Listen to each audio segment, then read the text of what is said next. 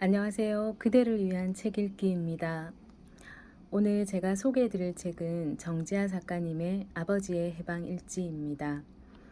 저는 KBS 라디오 프로 강원국의 지금 이 사람에 나오신 정지아님의 인터뷰를 듣고 아버지의 해방 일지를 읽어봐야지 생각했습니다. 정지아 작가님은 입담이 좋으셔서 지난 세월들을 참 재미있고도 명쾌하게 풀어내셨는데요. 부모님 두 분이 빨치산 출신이신 작가님이 서슬이 벌었던 유신시대, 군사 독재 정권 시대에 청춘을 보내셨으니 그 절망감이 어떠하셨을지 상상이 되지 않습니다. 그러나 부모님 두 분은 물질적으로는 가난하셨을 망정 너무 큰 사랑을 주셨기에 작가님은 그 절망감 속에서도 자존감 높은 한 인간으로 잘 자라신 것 같습니다. 가난한 속에서 피어나는 가족이야말로 더 애틋한 듯합니다.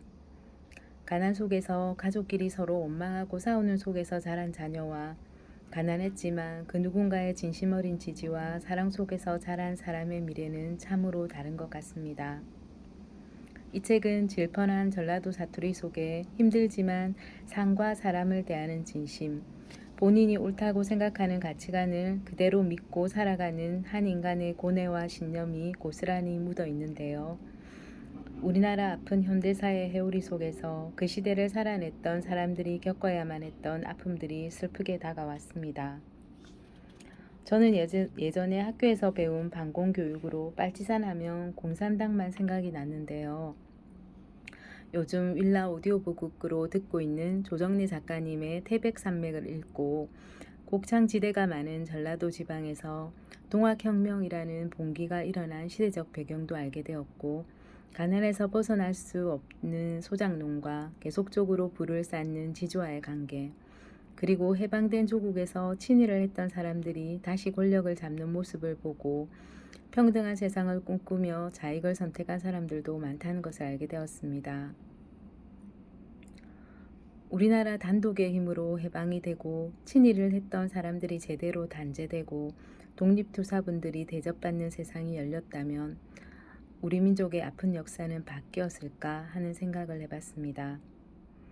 개인이나 나라도 자기를 지킬 힘이 있어야 된다는 생각을 다시 한번 해봤습니다. 이 책은 아버지가 죽었다, 전봇대의 머리를 박고 평생을 정색하고 살아온 아버지가 전봇대의 머리를 박고 진지 일색의 삶을 마감한 것이다 라고 시작하고 있습니다. 작가님은 아버지의 장례식 동안 이 책의 구성을 생각했다고 합니다. 아버지의 장례식장에 오신 여러 사람들과의 모습과 대화 속에서 그분들의 지나온 인생, 아버지와의 인연을 보고 들으면서 너무나 아픈 역사 속 인물들을 그렇지만 무겁지 않게 그려내고자 애썼다고 합니다. 이 책의 이야기로 들어가 보겠습니다.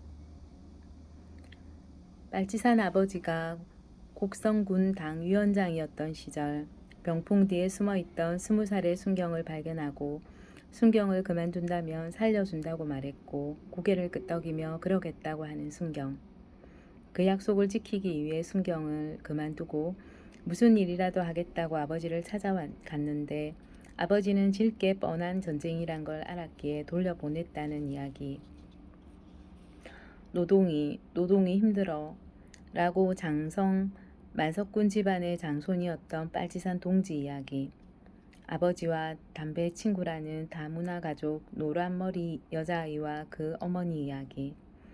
그리고 가장 슬펐던 주인공은 아리의 작은 아버지입니다.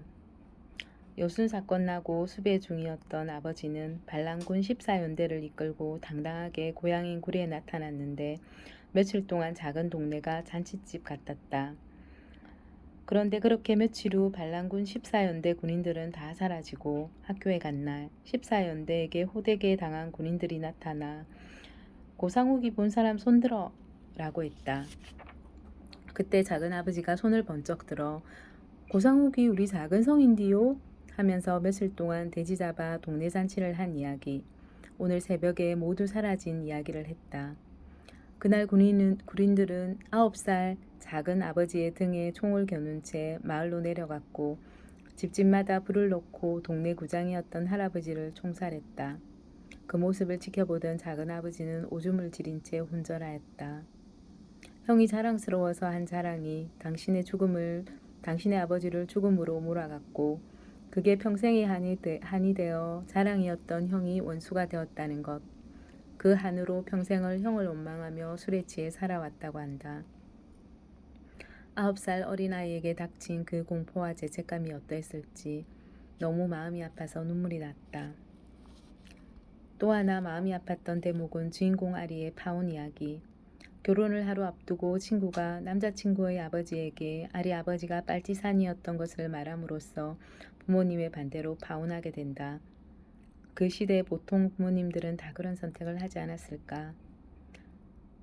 당신 어머니인 듯이 수시로 반찬을 해드리고 챙기는 인정 많은 어머니의 빨치산 동료의 딸, 떡집 언니. 육군사관학교에 합격하고도 신원조회에 걸려 입학하지 못한 사촌 오빠. 학도병으로 끌려가 지리산에 파견되어 빨치산으로 있던 형과 누이 친구를 적으로 해서 싸웠던 아버지 친구 이야기. 빨치산 부모님은 늘 혁명을 목전에 둔 혁명가처럼 진지해서 그 모습이 미소를 짓게 하고 또 한편으로는 그 가치가 옳고 그름을 떠나서 본인이 믿었던 가치를 일생 그대로 가지고 살아간다는 것에 숭고함까지 느끼게 했다. 세상은 끊임없이 변하고 좀 더 나은 방향으로 나아가고자 한다. 아니 서로 좀 더 잘 살기 위해 힘겨루기를 하면서 세상은 끊임없이 굴러가는 걸까? 그 회오리 속에서 살아가는 보통의 사람들. 빨치산이었지만 또 한편으로는 아주 평범하고 순박한 농민으로 살아가며 남들의 사정은 모른 척하지 못해 본인이 가족이 힘들어도 오죽하면 그 사람이 그랬겠어 라며 남을 더 생각하며 살았던 분. 빨치산 아버지가 겨우 이웃들과 나누며 살았던 정이 거미줄처럼 얼기설기 엮어져 주인공 아리를 지켜주며 아버지의 인생을 다시 돌아보게 했으며 주인공이 아버지와 세상을 보는 눈을 바꾸어 주었습니다. 정지아 작가님의 글을 읽으면서 마치도록 하겠습니다. 아버지는 죽음으로써 빨치산이 아니라 아버지로 친밀했던 어린 날의 아버지로 부활한 듯 했다. 죽음은 그러니까 끝은 아니구나 나는 생각했다. 삶은 죽음을 통해 누군가의 기억 속에 부활하는 거라고. 작가의 말에 작가님의 글입니다.